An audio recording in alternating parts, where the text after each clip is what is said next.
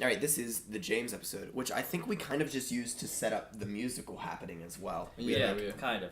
It was that week, and this was the week before the musical. Was this the first episode we waited more than 1 week to get out? I think yes, so. This was the first we time were just we had too like packed 2 or with 3 stuff. weeks between our episodes. Yeah, and we knew, and we pretty much told people that, you know, follow our goings on at the school and in the community. We said, like, this is the one you're going to get for a while. Yeah. Because it was just too hectic. And this one started out as an idea that we talked about in musical. Yes. Because we were like, who's an underdeveloped character that we could do something interesting with? And we figured James, because James, he's sort of a blend of Oscar and Andy. Yeah. But he's also enough of a blank slate that we could really explore more with him. Whereas, like, Sean and Ryan, they're great characters, but they really don't have much room for growth. Yeah. Although we do give them more to do in the later Ryan episodes. is well developed, I think, and Sean is underdeveloped on purpose. Like, his character is obviously like an underdeveloped character. Alright, so let's start the video then. Let's start this off. Although, one more thing, we really, really, really wanted to make James gay. Yeah, but we couldn't go out and obviously say it. We didn't want to do that in case his family was watching or anything. We didn't want to like bring that into the mix, but we definitely hinted to it. We wanted at the end of the episode, we wanted him to say just something. One throwaway line, cut the episode. Yes, is what we wanted to do. We got something pretty good though. Yes, it is a good. We'll touch on it. So, all right, let's get started. 3, 2, 1, play. So we start out the cold. We don't do a cold open this time in like the general. This might have confused a couple people too. Yeah, that's what I wanted. I wanted people to be like watching this and be like, "Wait, am I watching the first episode again?" It's a super cut. And the idea is that as you're watching it, you're realizing the common theme is that James is in all of these cuts. And it's like all of James's line. I love the reaction shot of Creed on Broadway. Yes. And I think this took us a while to do. I sped that up, if you can't tell as well. Because we had to hunt and peck through all the episodes for stuff. Well, I did this on my own time. It did take me a little bit. Little James in the corner. I picked all my favorite James parts. It's almost a POV shot. Almost. We were this close to greatness. Sean trying to stain his Just like James stroking his beard. Then this is basically this is intro. the last one, because we left he gets the ball thrown at him. Oh, really? Yeah, he does this one, and then he gets the ball thrown at him, and then it's the interview about you should see it from my point of view. Oh, okay. Yeah. They're uncivilized. Which we thought would be a nice pretentious thing for him to say. Yeah.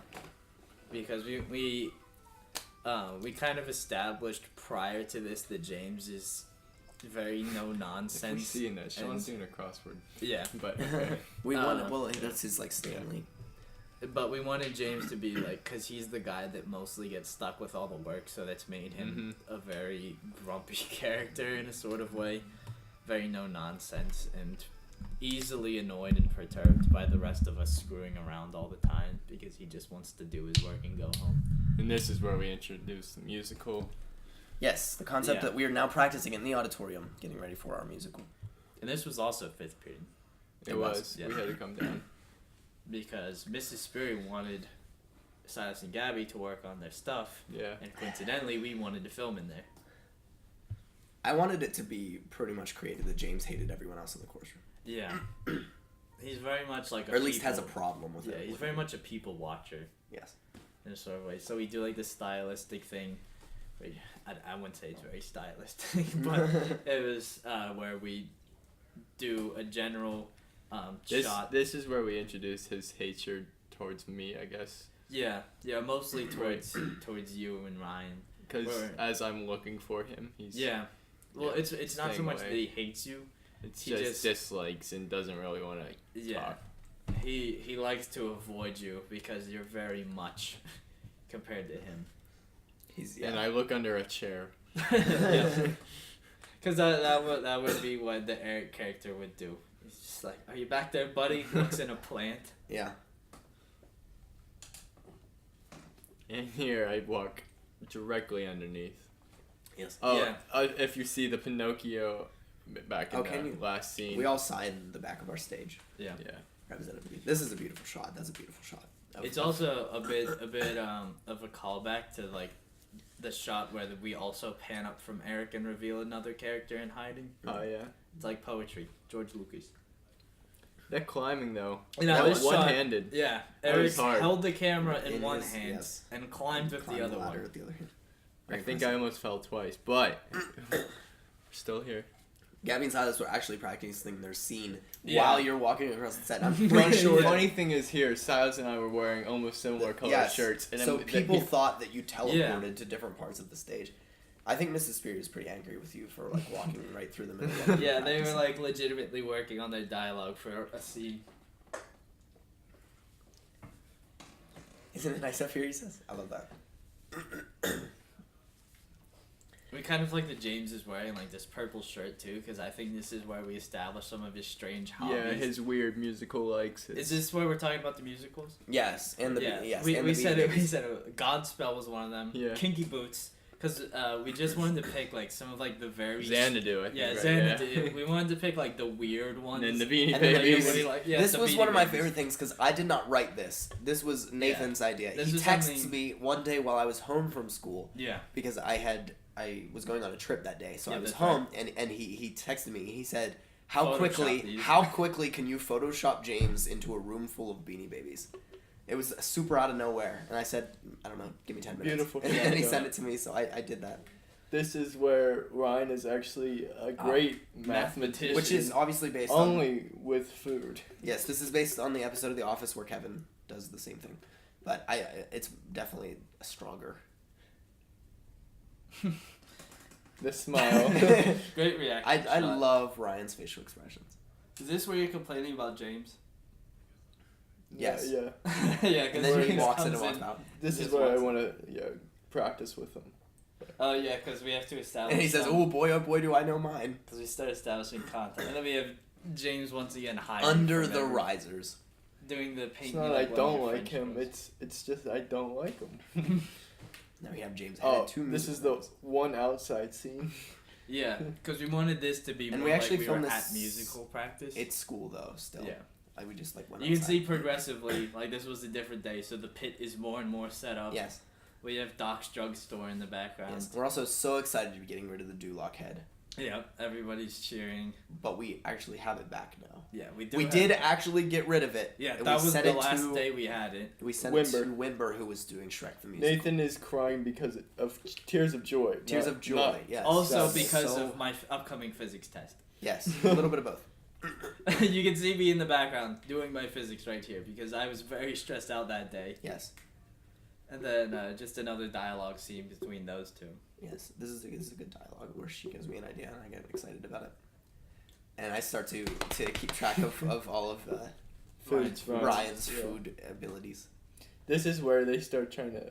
you think she's flirting or something. Yes, and then we get all the shots of James's opinion on everybody in the chorus room, and I really like this. This was the first thing I wrote into the James episode that I wanted. This is where James snaps. Nathan is still doing physics sassy in the back towards everybody. Eric's sentiment, it's so relatable. It's just such an easy role to get into. And then we have James in the background. Yes, I like this one because Sean is so proud of himself that he has a big part. And he doesn't say anything. Yeah.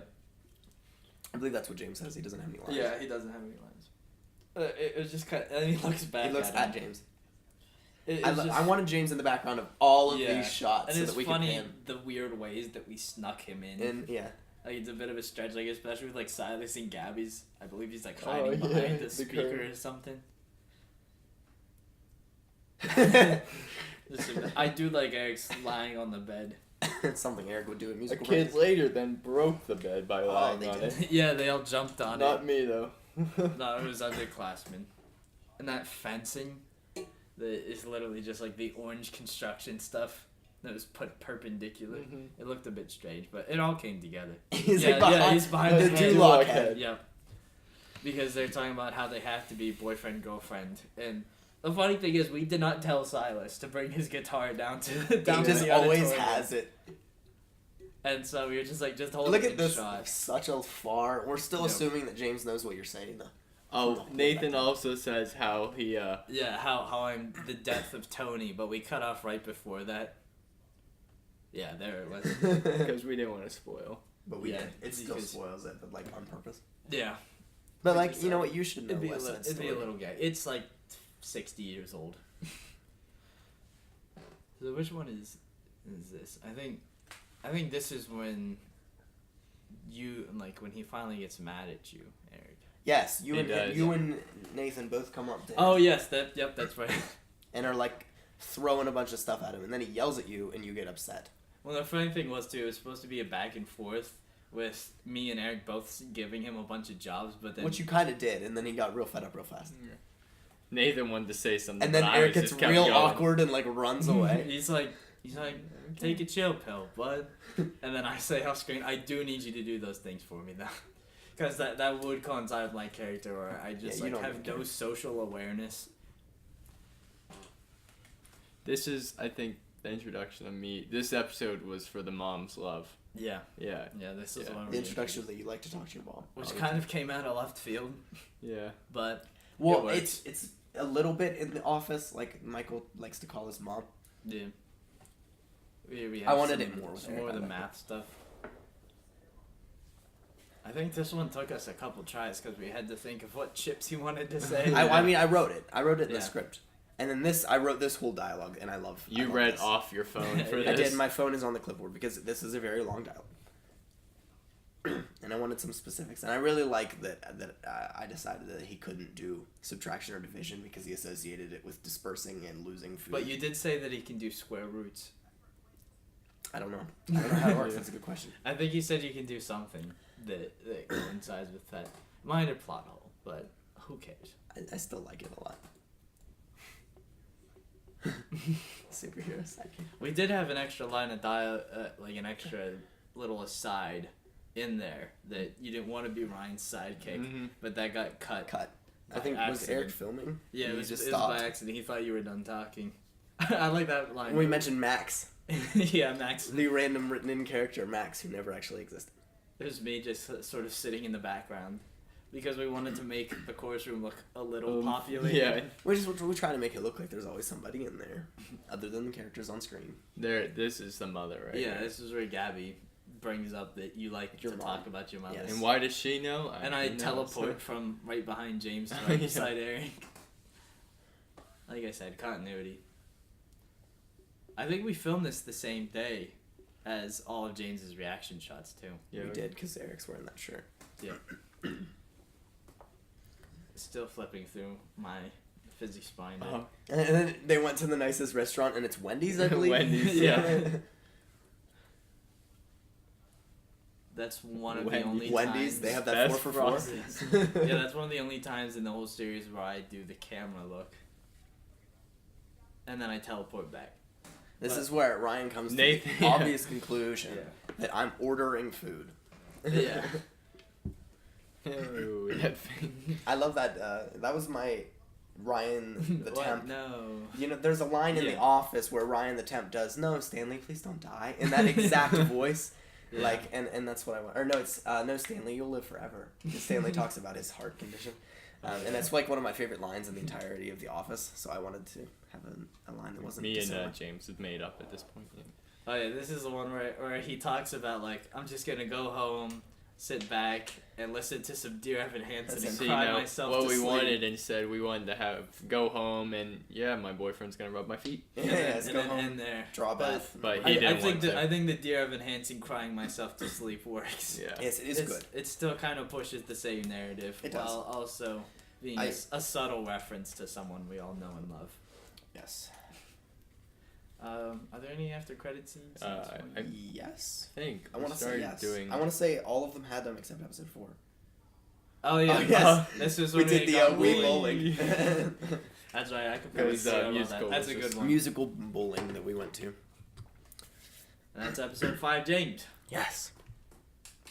All right. This is episode 6. This was. I don't know. I was really excited. When I wrote this one, it was very fun. It's obviously like really exactly based off of the fire drill practice episode. Funny thing too, during that week, our psych class ended up watching the episodes based off of it. It's called Stress Relief in the Office. It's probably One of the most iconic, if not the most iconic episode of The Office that has ever been and ever will be. Yeah, and we really wanted to do, we had to do it. Like, you can't do a parody of The Office without, I feel like, doing something relating to this episode. We also tried to put smoking. Oh, yeah, we'll talk about that when we get there. Unfortunately, though, this one was the longest to film. This did take the course of 2 or 3 weeks to film. Nathan. Yes, because I had to leave for not just you, but we had a ton laughing all the time. And you and Sean were cracking up. We'll talk about that when we get there. But there's plenty of bloopers of that at the end. Yeah, but also, like, this was when, like, AP was coming out. You know, like, we were going on all these trips. This was a hard time. To get time together. Like, track and softball were getting out all the time. Yeah. But it was worth it, I think. It was. Yeah. This episode ended up being really, really good. I want to read. I took the time to write this disclaimer because we didn't want to have any liability in case of an actual emergency. The Berlin Brothers Valley School District exercises excellent safety and emergency preparedness. There is no issue with any of the school's department's abilities to maintain safety and security. No property of the school district was harmed in the making of this episode. No part of the school is at risk of a fire safety hazard during the making of this episode.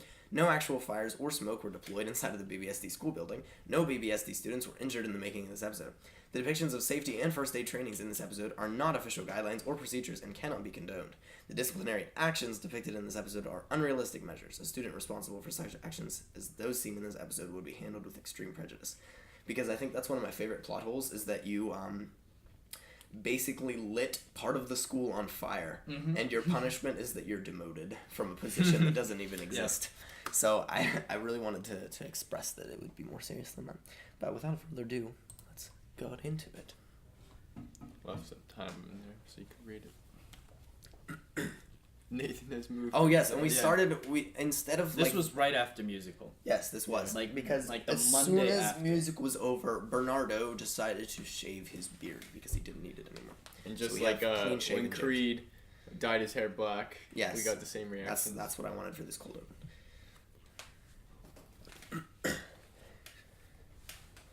It was a very big deal. Yeah. I like Eric's reaction, especially Eric's acting here is just about how you look like a baby girl. You look like a baby. I wrote that dialogue.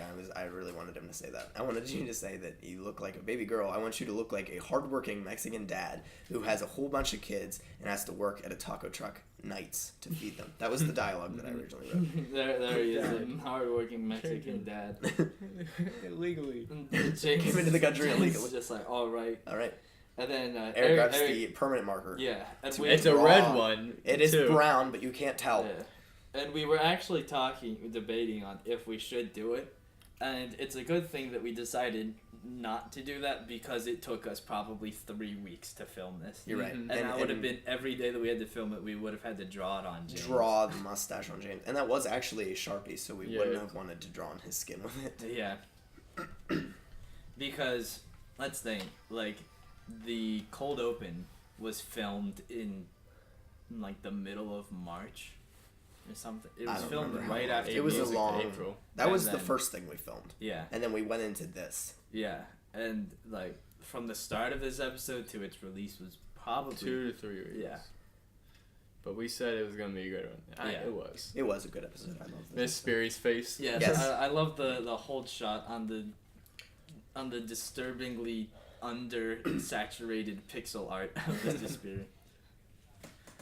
So this we just had establish also sort of for the effect of that I creep on the faculty meetings. That you attend them. Yeah. Nathan also just walked out of the corner. Yeah. Like he was walking in. Yeah, that's right. I hid in the corner. I said I want you to put all kinds of stuff. I walked into the conference room and it's like, there's batteries, let's do batteries. Yeah, there's a can of paint, let's do that. Yeah, like an aerosol can I put in there. We did unplug the microwave. Yes, if you're wondering. And he also turns it on and then turns it back off to get the ding noise. Oh, that is the A-grade Adobe After Effects program smoke effect. And then it's funny because I say in a very fake voice, like I'm trying to rile it up, and then Ogline's reaction is some of these people are laughing. Yes. Yeah, some of the people we tried to get reactions from walked away, laughed. James is pretty. I like this. James did a good job. Shot. Yes, this is a good shot. Where and of course we have the Mrs. Spirit pixel art face. Ryan's got a stash. Ryan has a stash of food in the same place that James was laying in the last episode. We like this one. Silas screams for his. And baby. then just the smoke out of nowhere. Honestly, that smoke looks pretty decent. At least for a fog effect. And we have the beeping in. Yes, yeah. and I edited a fire alarm sound effect. Nathan's just taking notes. Yeah, I'm taking notes. That's a really great shot. James does the Kermit the Frog run in the background. Yes, and then this was really good. He says that's taken, and then he says get to higher ground, and the smoke's there, and we just like that joke. Just those dialogue. And in the context of it, that is a closet that leads to nowhere. Also, in this scene, there's only 4 of us in the room. Yeah, we recorded all of us like screaming and laid it over in the background. This is not gonna die here. I knew from the beginning that I wanted Sean to injure himself. Yes, I wanted Sean to hurt himself some more after it went so well in episode 4. Just like that. Let me up. It was very good. Nathan, and then I magically teleport back on top. Get the recorder. The recorder is back out. Everyone's hiding, and James is trying to get in the Also, closet. no one is in here anymore. Yeah, maybe they're all hiding on the window and side of the room. Lights are on in the conference room. Oh, that's yeah, true. I never noticed that. And then Sean lands on the army rope. Yes, and then the cut to Mr. Thompson is just brilliant. Mr. Thompson was really excited to do this with us as well. Yeah, and I'll admit, even though it was acting, I got a little nervous in there. Being He was honestly like, Mr. Thompson. He has given this speech before. Yeah, it was a very convincing performance from him. And then we have Eric's line. Is this before or after the Pride and Prejudice? Or is that the Pride and Prejudice? This is the Prejudice. Yeah. He just said it. Yeah, because we say that Nathan's actions will be dealt with extreme pride and prejudice. Yes. And I just like that line because that's something that Eric's character or Michael would have said. Doesn't make sense. Yeah, try to make himself sound smarter than he actually is. Yes. And then we have a shot of us walking back in different clothes, of course, because we have to maintain all of discontinuity. Yes, on purpose.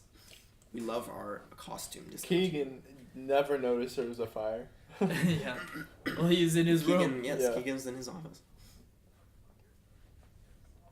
Do you think since Keegan has his own room, he gets his own fire safety in the scene, assessment? No. I tell Nathan he needs to stop. And he stopped physically. And I'm like, oh gosh. Did you really? I didn't notice that. Yeah, I just like stand still for a couple. I like this. That is red expo marker. But on honestly, Sean's knuckles. It does look like he bit his knuckles. I just love his line with the my wrist is completely destroyed. It was a very good performance from Sean in this one, and he's got his hood up, and he's got the arm in. That is also a pillowcase. Is it a pillowcase that we made into a sling? And this is the only scene that he has that. Yeah. Yes. And presumably this entire episode takes place in one day. Because Mr. Thompson does allude that the fire, the first aid dummy will be there today. And he needs workers' comp too. Yeah, that's a good line. I'm comp. definitely gonna need workers' comp. Sean is very good. Was that improv? That was improv. Yeah, he's very good at improv. Yeah, he is. He just comes up with stuff. Yeah, we said he has emergency strength. Yes. And there is our first aid We dummy. took 15 or more scenes. 3 different days to get this one scene. Because we spent 2 full periods. The line is, James says that somebody put his ear bone in his kidney. Which is a reference. Nathan and Sean are both laughing at this point. Because a couple months before this, we had a guest speaker come in who was talking about skills and know what you're good at. And he said... you wouldn't want me as your doctor. I'd put your ear bone in your kidney. and not many people remembered that. Yeah. But we did. We thought that was the funniest Emma thing was ever. the first one who got to be the first aid instructor. And then she was in but it was so many bad takes softball that we ended up having to use Lizzie instead. Yeah. I kind of just shoved the head back on there. Yes, it wasn't supposed to fall. This is one of the biology department's skeletons. His name is not Mr. Bones. a first aid mannequin. Yeah. Also, our friends, we all actually do this on occasion. We do. Seven Nation Army is a form of communication. Some people actually didn't realize there was lyrics until after this. Really? Yeah. People text me, like, I never knew there was lyrics. Wow. It's like they've never listened to Seven Nation And Army. then here I pull out the scissors. And just right in perform a tracheotomy. And I just kind of put it in him. Yes, and we ripped his arm off because his arm is broken. Sean, sprints out of his chair and is like, I need to get out of here. Also, his arm... this one I go, A2 Brute. Just because I needed something interesting to do with this fake. skeleton. here we are again. I like that line. That's a great line. This was all, also with the Mr. Thompson stuff, that was all like one take. Yeah, look at Mr. Thompson did an awesome job. Because we filmed it all when we were down there. Yeah. He's like, this could be police involvement, you're going to have to pay the school back. Wow. And I love that this one is taken more seriously than you burning down the conference room. This is considered a more serious offense because we really care about Mr. Bones. And the funny thing is too, we keep referring to it as the dummy because we didn't know what we were actually going to use because we filmed that pre. Yeah. I like the visual irony of take a seat into a milk carton or a milk crate. And then it's also just like the nice subtle imagery of me being much lower than them as I'm being scolded. And he just starts crying. They just as assistant director actually did something in the started laughing once you panned down. Yeah, she was like, "Please keep me out of frame, or else I'm gonna start laughing."